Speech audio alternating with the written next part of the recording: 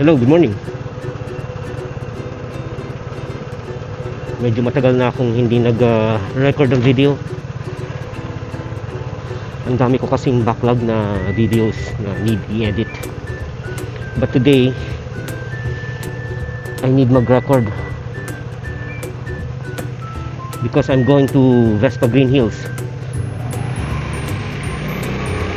for my second PMS ng ating GTS. Biruin mo, I'm nearing 4,000 kilometers on my GTS, and mula nung binili ko to, magsi 6 months na siya sa akin.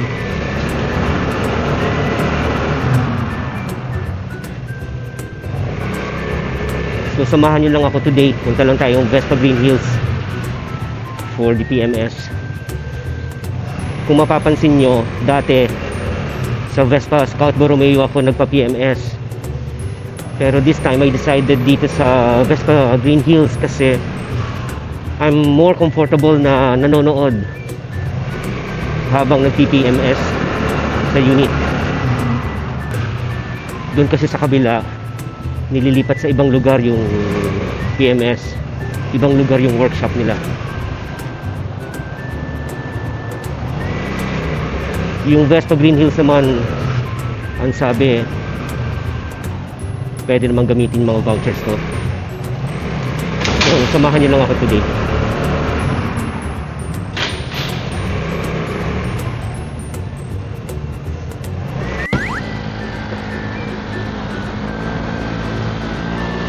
Isa pang reason why I decided lumipat dito sa Vespa Green Hills, kasi malapit lang sa bahay. Dito naman talaga ako dati pumupunta. Oh, it's on the other side. Can you see? Again, dito naman ako originally pumupunta. Sa Green Hills ko nabili yung aking S125 eh. Nagkataon lang na itong GTS Scout Borromeo ang nakatulong sa aking makakuha ng unit na gusto ko. So U-turn lang tayo, then punta ng kabilang side.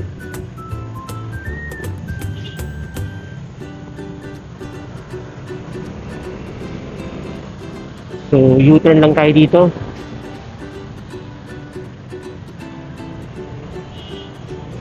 Then ayun, lapit na tayo sa Vespa Green Hills.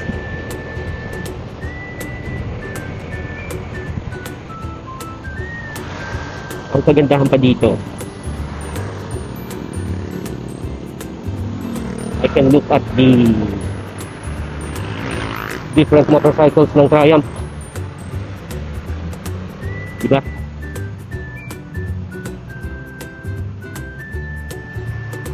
We're here. See you later. Hello. Tagal na akong hindi nakapunta dito eh. Before, nandoon yung office ng Vespa eh. So dito ako pinapupunta sa showroom. Ito ang workshop nila. I'm not sure. So baka ito na yung workshop nila. So tignan natin.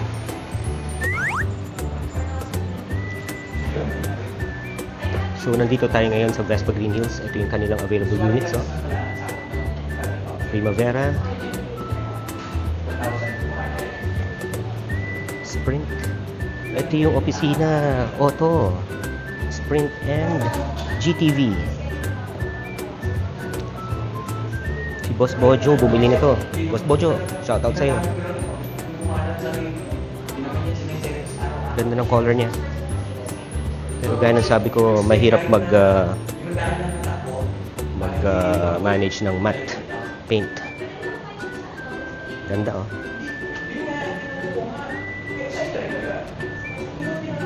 Vespa Oficina Auto GTV.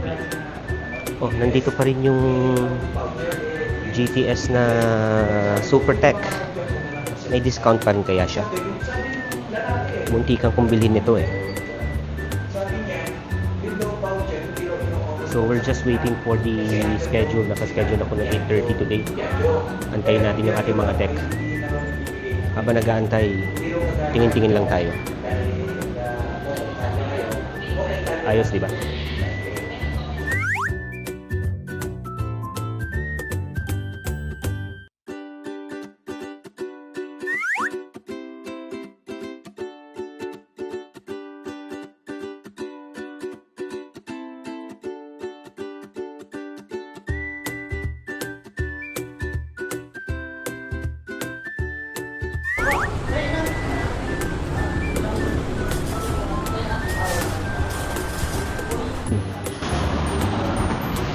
So, tapos na tayo dito.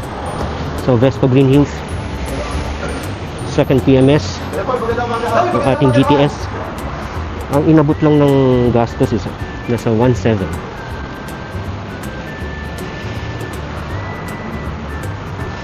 Ang next PMS ko is October na. Isip ko ngayon kung saan ako pupunta. It's 10 o'clock.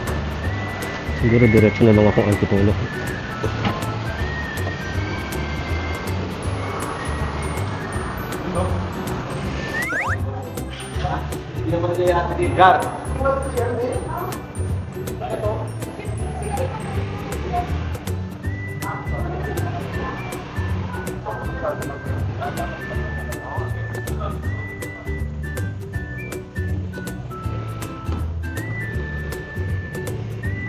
Okay. So, punta tayong work.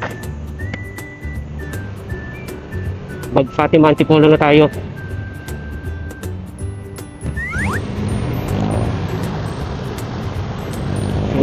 Sabi ko kanina, second TMS. Binanggit ko din sa mechanic ng Vespa Green Hills na pansin ko lang itong front fender ng GTS natin, parang feeling ko may kalampag. So, hinipitan daw nila yung mga bolts. Sinek naman, wala namang actually nakitang problem. Baka talagang malaki lang yung front fender. So, nagva-vibrate. Malalaman natin kung makapansin ko pa rin yung kalampag na yun.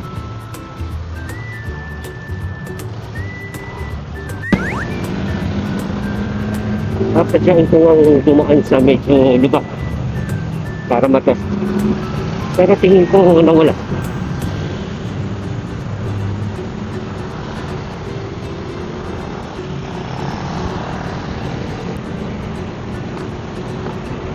Ayan o, iba.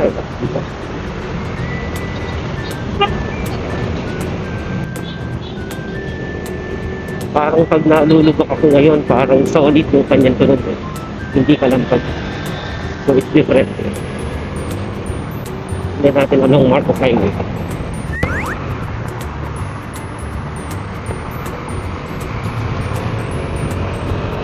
Dito sa area ng flyover na ito, papuntang sa Marikina. Matetet ko itong kalampag. Ayan o. Oh, nawala. Mas solid ngayon yung bagsak ng ilong pag nalulubak. If you know what I mean. Solid ang kanyang tunog.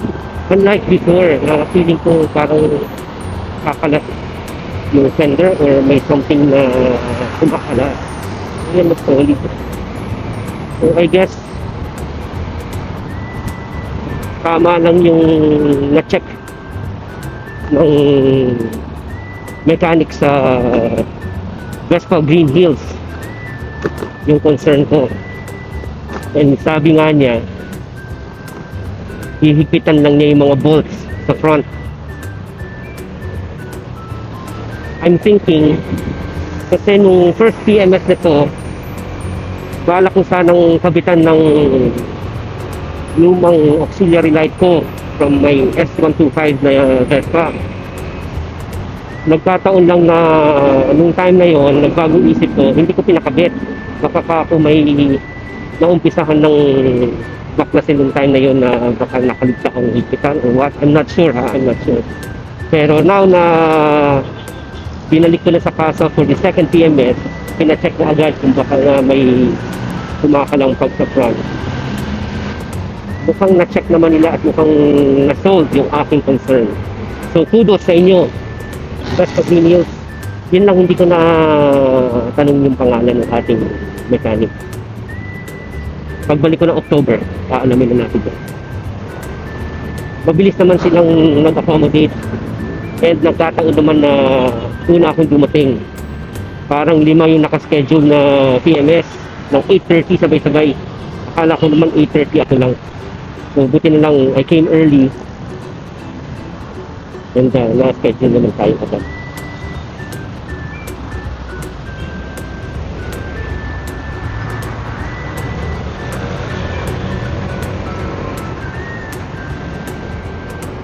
Sabi ko nga, magbi-video ako habang nag-PPMS.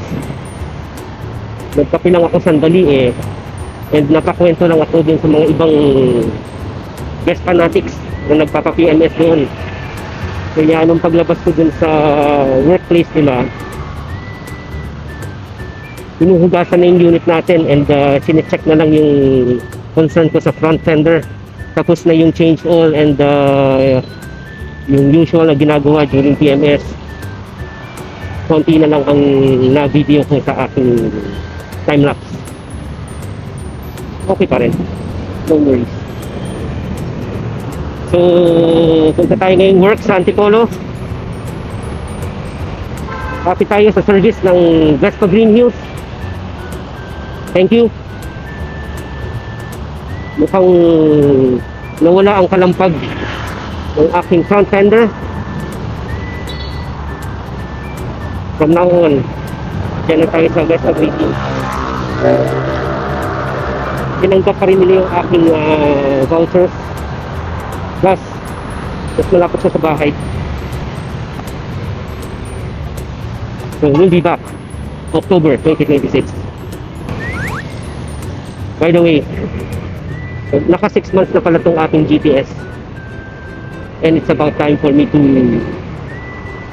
create a video review of our Vespa GTS 300 Super Sport. So watch out for that video.